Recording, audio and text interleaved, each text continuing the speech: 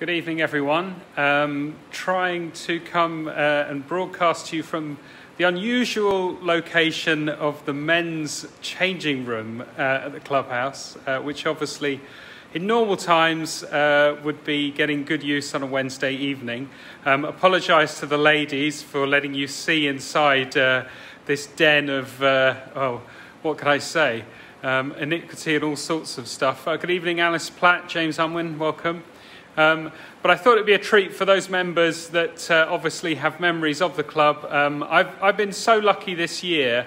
I've had an email every few weeks from Alan Stevens down in New Zealand, one of our vice presidents, who's enjoyed seeing some of the sights of the club. So I thought perhaps he and some of the other people who can't get down the club might like to reminisce over sites like this. So that's why we're broadcasting from here. I hope you're all having a good Christmas, although it's obviously in these very unusual circumstances. What I love about this time of year is that these are now the 3 days after the winter solstice, when the sun after Christmas Day is going to start getting higher up in the sky. I love running in early spring on Sparrow's Den, because those mornings seem to get light so quick. And even if we get a bit of snow too, it's just a great place to go around. So I really, for obviously all the festive reasons, but I do like this time of year, for the hope that brings. But hey, let's see what happens. I've really been enjoying tracking our elf shows that Holly Platt has been putting together. So thanks, Holly, for that initiative. Really, really great to see some of the characters on that. Please keep them coming, because that's a great way to spread a bit of joy throughout the club.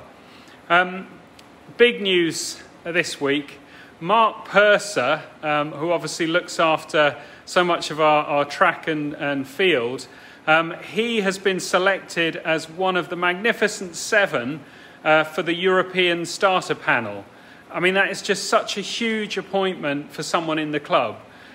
So Mark, hearty congratulations. His wife, Sam Purser, tells me he's her regular Steve McQueen. Personally, I think he's always been a bit more Robert Vaughan. But, let me know. Which one is he?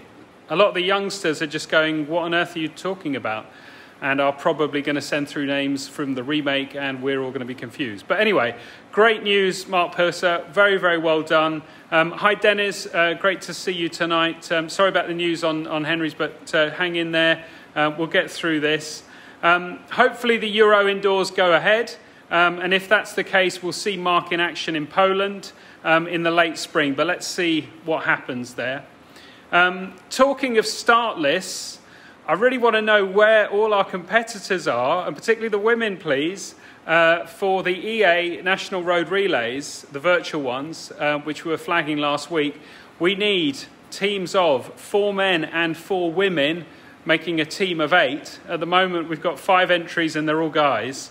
So come on, I'm going to have to do a shout out. I'm looking for Elaine Rayner, I'm looking for Neve, I'm looking for Yasmin, I'm looking for Morgan, Kelsey, Amy. I mean, the list just goes on and on and on. Jane Bradshaw, Jenny Butler, Ashley Pearson. Let's get everyone in. Let's get some great teams going. This could be a great event for us. So I really want people to enter into that, please. Anybody over the age of 15, let's get some teams in for this first round. And let's try and get ourselves through to the national round. We had the results of the Club 5.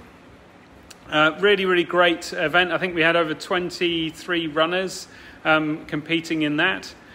In the main event for the women, we had Jane Bradshaw in 3rd, Ashley Pearson in 2nd, and Jenny Butler took the title. All of those beat the president. And in the men, we had Finton Parkinson in 3rd, Gareth Evans in 2nd, and Luca Arcolani in 1st, who also somehow all beat the president. And then in the handicap, 3rd was Luca Arcolani, 2nd Andy Kingsmill, and 1st Clem Leon. And I really want to thank the handicapper Chris Haynes for his work on that, and also the organiser Tim Ayres, who did a tremendous feat in organising this, but also wrote such a great virtual match report that I want to actually share that with the club. So I hope you'll indulge me and forgive me, but it is worth it because it's such a great virtual match report. So here goes. By Tim Ayres, written on the 21st of December. It's a fantastic report. You can catch it on Facebook. 23 hardy souls bedecked resplendently in full club kit, assembled by the church for the running of the virtual 5-mile cross-country. Mike Peel, camera in one hand and handkerchief in the other, led an impromptu rendition of the club cry with gusto, as the echoes of Heath echoed across the sleepy rooftops of Coney Hall. The race was underway. As is customary, the first 20 metres were dominated by one man, Tim Ayres. Once the photos had been taken, however, he quickly dropped back to from 3:55-minute mile pace to something a little more sedate.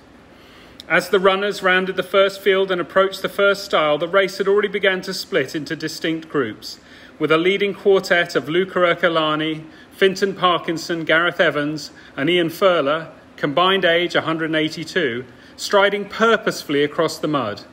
The rest of the field was fairly evenly spaced, with Tom Desborough, who one would normally expect to be challenging for the lead, but on this day was running in support of his mum Karen, bringing up the rear.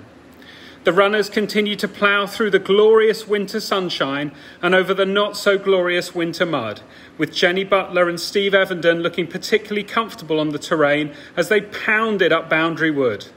It was at the top of Boundary Wood where Bernard Wilson decided to rebel and run the new Club 5 course instead of the old course, a wise choice given the gradient of what was to come.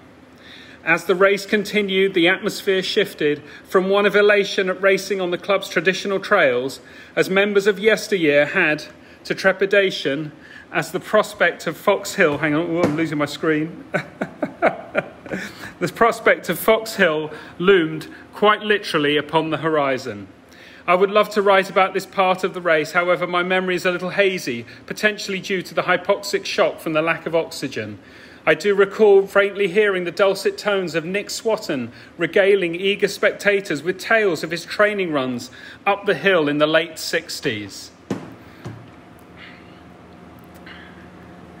Thankfully, returning to somewhat flatter terrain, the runners raced through the wooded trails of Keston Common towards the finish line at the Old Cafe.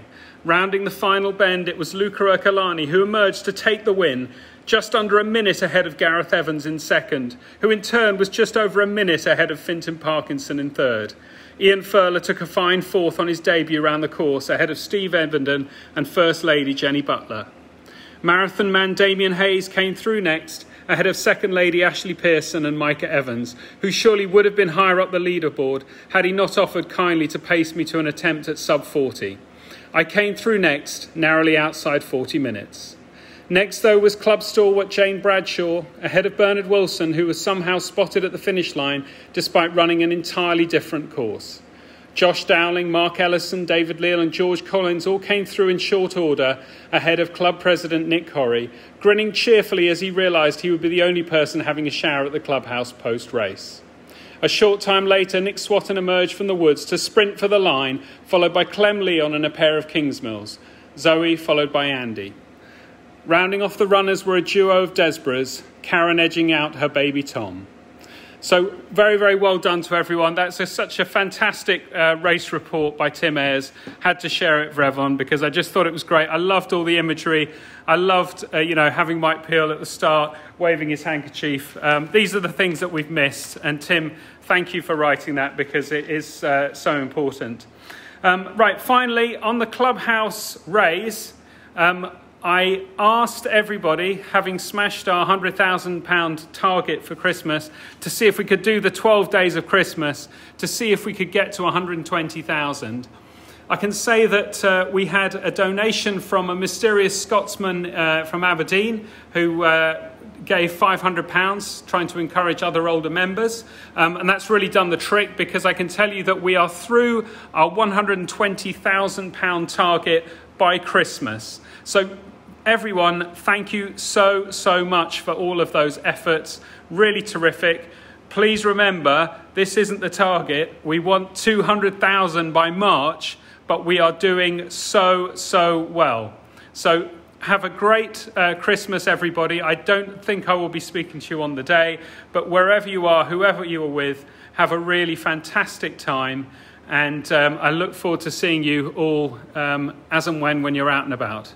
A big hi also to Dave King, who I keep running into when I'm out and about in Keston, and obviously to Dave White as well, who I really enjoyed seeing at the Keston Mart. So have a great evening, guys, and see you when I see you.